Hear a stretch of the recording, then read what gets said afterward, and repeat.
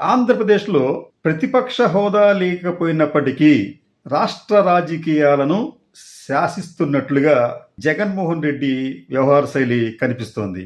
ఆయన నిత్యం ప్రత్యక్షంగానో పరోక్షంగానో కూటమి ప్రభుత్వానికి చుక్కలు చూపిస్తున్నారు. ఆయన ఎప్పుడైనా ప్రెస్ మీట్ పెడితే కూటమి నేతల్లో ఒక రకమైన టెన్షన్ ప్రారంభమవుతుంది. ఆ ప్రెస్ మీట్ సందర్భంగా జగన్మోహన్ రెడ్డి లేవనెత్తుతున్న అంశాలతో పాటు సంధిస్తున్న ప్రశ్నలకు కూటమిలో అసంఖ్యాకంగా నేతలున్నప్పటికీ ఎవరూ కూడా ధీటైన సమాధానం, ప్రజలను కన్విన్స్ చేసే సమాధానం చెప్పకపోవడం విశేషం.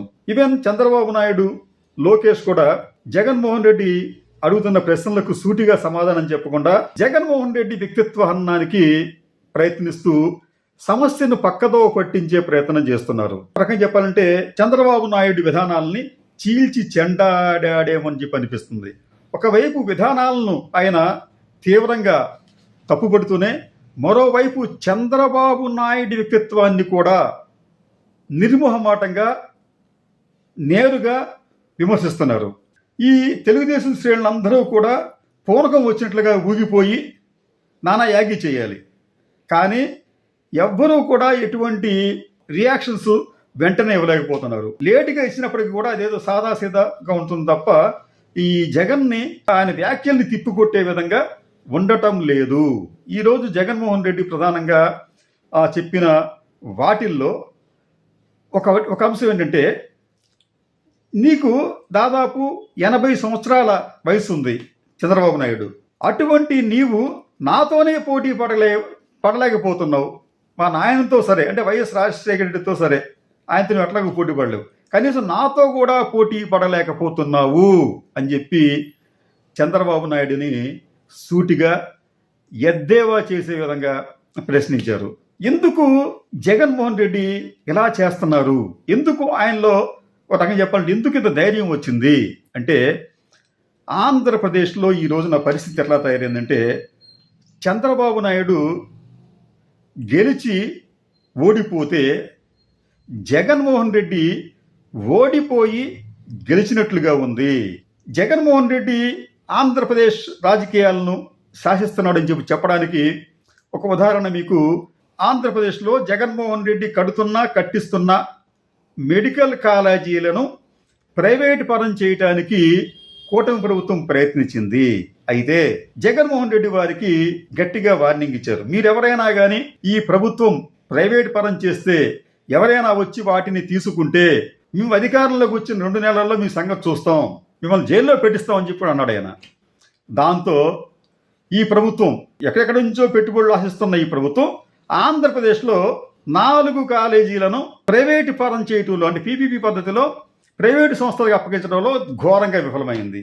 ఈ ప్రభుత్వం విఫలం ఎంత దారుణంగా ఉందంటే, అసలు ఈ పీపీపీ విధానాన్ని కూటమి ప్రభుత్వంలోని మంత్రులే ఎందుకో వ్యతిరేకించినట్లు కనిపిస్తుంది. నిజానికి ఈ ప్రైవేట్ కాలేజీలు అప్పనంగా వచ్చే అవకాశం ఉంది. అటువంటప్పుడు ఈ తెలుగుదేశం పార్టీకి చెందిన మంత్రి నారాయణ, ఆయనకు నారాయణ మెడికల్ కాలేజ్ ఉంది. అలాగే విశాఖపట్నంలో మార్గాని భరత్కు ఉంది మెడికల్ కాలేజీ.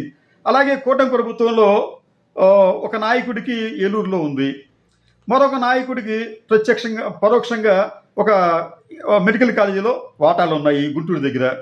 అయితే ఇటువంటి కాలేజీలు ఉన్న ఈ నాయకులు కూడా, అంటే తెలుగుదేశం దానికి అనుబంధంగా ఉన్న పార్టీల నాయకులు కూడా ఈ పీపీపీ విధానంలో ఈ మెడికల్ కాలేజీలను హస్తగతం చేసుకుందామని చెప్పి ప్రయత్నించకపోవటం, వీరిలో ఎవరూ కూడా ఒక్కరు కూడా టెండర్ వేయకపోవటం అనేది విశేషం.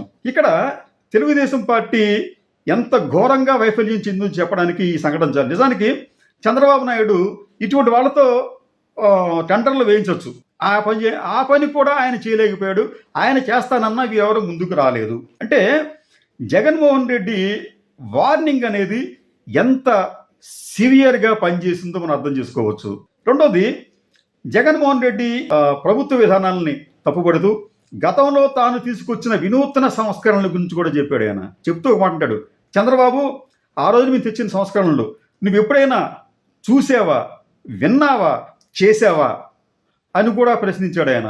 అంటే మా సంస్కరణలనే నువ్వు ఎప్పుడూ చూడలేదు, చేయలేదు, వినలేదు, కాబట్టి నీకున్న రాజకీయ అనుభవం ఏమిటి అని కూడా ఆయన ఇండైరెక్ట్గానే చంద్రబాబు నాయుడిని దెప్పి పొడిచినట్లుగా ఉంది.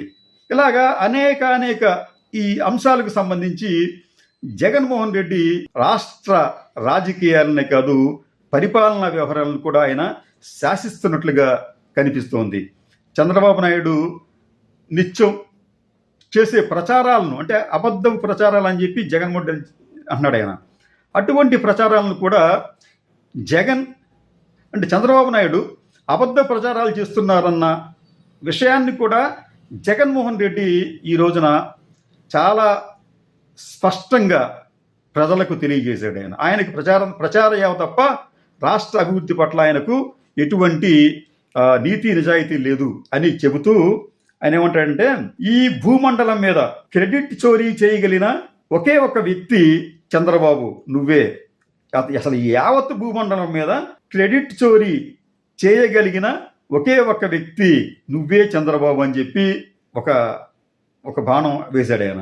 అలాగే ఊసరవెల్లి కూడా చంద్రబాబును చూసి సిగ్గుపడుతుంది, అంతటి దారుణమైన మోసాలు చేస్తున్నావు నువ్వు చంద్రబాబు. ఇవన్నీ కూడా చాలా సివియర్ ఎలిగేషన్స్. అయితే దీనికి తోడు మీకు తెలంగాణ మాజీ ముఖ్యమంత్రి కేసీఆర్ గారు అయితే చంద్రబాబు నాయుడుని ఉద్దేశించి the dirtiest politician in the India, అసలు ఇటువంటి పొలిటీషియన్ని భరిస్తున్నందుకు ఆంధ్ర ప్రజలను మనం అనాలి అని చెప్పి ఒక సందర్భంలో ఆయన మొక్కాలి, ఆంధ్ర ప్రజల గురించి మొక్కాలి అని చెప్పి ఆయన సందర్భం అన్నాడు. ఇలాగా ఒకవైపు జగన్మోహన్ రెడ్డి, మరోవైపు ఆయనకు సానుభూతి పరులుగా ఉన్న నాయకులు చేస్తున్న కామెంట్లకు చంద్రబాబు నాయుడు దగ్గర నుంచి కానీ ఇతరుల దగ్గర నుంచి కానీ సరైన సమాధానం రావటం లేదు. వ్యక్తిగత దోషంగా పాల్పడుతున్నారు. చంద్రబాబు నాయుడు అట్లాగే ఆయన తనయుడు, వీరిద్దరికీ ఒక రకంగా చెప్పాలంటే జగన్ ఫోబియా అనేది పట్టుకున్నట్లుగా ఉంది. ఈ మధ్యన ప్రస్తుతం వీరు ఈ స్విట్జర్లాండ్లో దావోస్లో పర్యటిస్తూ కూడా, దావోస్కి వెళ్ళింది ఎందుకండి, పెట్టుబడులు తేవటానికి చెప్పి చెప్పారు. కానీ దావోస్లో అక్కడ తమకు అనుకూలంగా ఉన్న సానుభూతి పరులను కలుసుకొని మీటింగులు పెట్టి అక్కడ కూడా జగన్మోహన్ రెడ్డిని విమర్శించే పని పెట్టుకున్నారు. అంటే కూటమిని, ముఖ్యంగా చంద్రబాబు నాయుడు ఆయన తనయుడు రకంగా చెప్పాలంటే ఏదో రకంగా జగన్మోహన్ రెడ్డి ప్రాబల్యాన్ని తగ్గించాలి అని ప్రయత్నిస్తుంటే, మరోవైపు సింహ స్వప్నంలా తయారయ్యాడేమో జగన్మోహన్ రెడ్డి. అందుకనే ఆయన ప్రాబల్యం తగ్గకపోగా మరింత పెరుగుతూ ఉంది. దీనికి తోడు ఈ మధ్యన ఆయన వచ్చే సంవత్సరం మరి ఇంకొక ఏడాదిన్నరలో మళ్ళీ నేను పాదయాత్ర చేస్తాను అనేటప్పటికీ తండ్రి కొడుకుల్లో ఒక రకం చెప్పాలంటే ఒక కలవరం బయలుదేరినట్లుగా ఉంది. ఏది ఏమైనా కానీ ఈ జగన్మోహన్ రెడ్డి వైఖరి చూస్తూ ఉంటుంటే ఆయన గత ఎన్నికల్లో ఓడిపోయి గెలిచినట్లుగా ఉంది. చంద్రబాబు నాయుడు గెలిచి ఓడిపోయినట్లుగా కనిపిస్తోంది. ఎక్కడా ఏ రంగంలో కూడా ఎటువంటి ప్రగతి చూపించలేకపోయాడు ఆయన. ఈ 2 ఏళ్లలో దాదాపు 3 లక్షల కోట్ల రూపాయల అప్పులు చేశారు అధికారికంగానే. కార్పొరేషన్ అప్పులు కావచ్చు, ఆర్బీఐ నుంచి కావచ్చు, ఇతరత్రా కావచ్చు, 3 లక్షల కోట్ల రూపాయల అప్పులు చేశారు.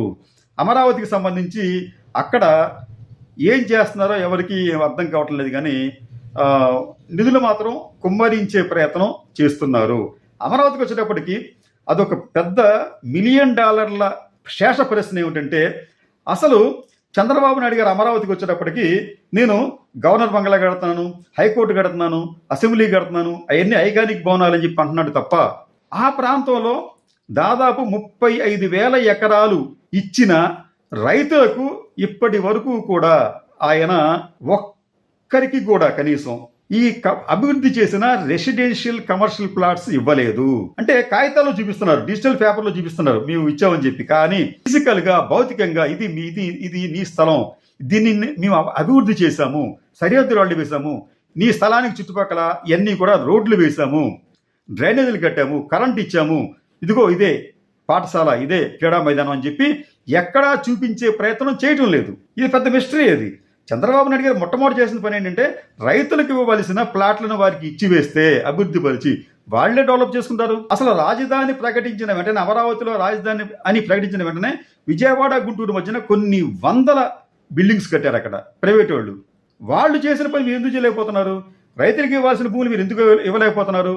మరొక ఆసక్తికరమైన విషయం ఏంటంటే జగన్మోహన్ రెడ్డి హయాంలో రాజధాని మారుస్తాడేమోనన్న అనుమానంతో నానాయాగి చేసిన వర్గాలు ఏవైతే ఉన్నాయో ఈ రోజున ఆ వర్గాలు ఇప్పటికీ కూడా మా ప్లాట్లు మాకు ఇవ్వండి అని చెప్పి ఎవరూ కూడా గట్టిగా అడగటం లేదు, ఆందోళన చేయడం లేదు, రోడ్డుకి ఉద్యమాలు చేయడం లేదు. ఇదొక విచిత్రం. అది అంటే ఏం జరుగుతుంది అక్కడ? ఏదో సంథింగ్ అక్కడ ఏదో ఏం జరుగుతుందో ప్రజలు కూడా ఇది గమనించాలి. ఇక్కడ ఏం జరుగుతుందో ఆలోచించాలి. ఇటువంటి శేష ప్రశ్నలు ఈ కూటమి పాలనలో అనేక ఉత్పన్నమవుతున్నాయి. నిన్నగాక మొన్న ఆంధ్రప్రదేశ్లోకి వచ్చే పెట్టుబడుల్లో 20% పెట్టుబడులు వచ్చేసాయని చెప్పి ప్రచారం చేస్తున్నారు. అవన్నీ కూడా హామీలు మాత్రమే. అంటే దేశవ్యాప్తంగా వచ్చిన పెట్టుబడుల్లో 20% వచ్చేసాయని చెప్పి వీళ్ళకి బాకాలు పత్రికలు చెప్తూ ఉన్నాయి. అవన్నీ కూడా హామీలు మాత్రమే.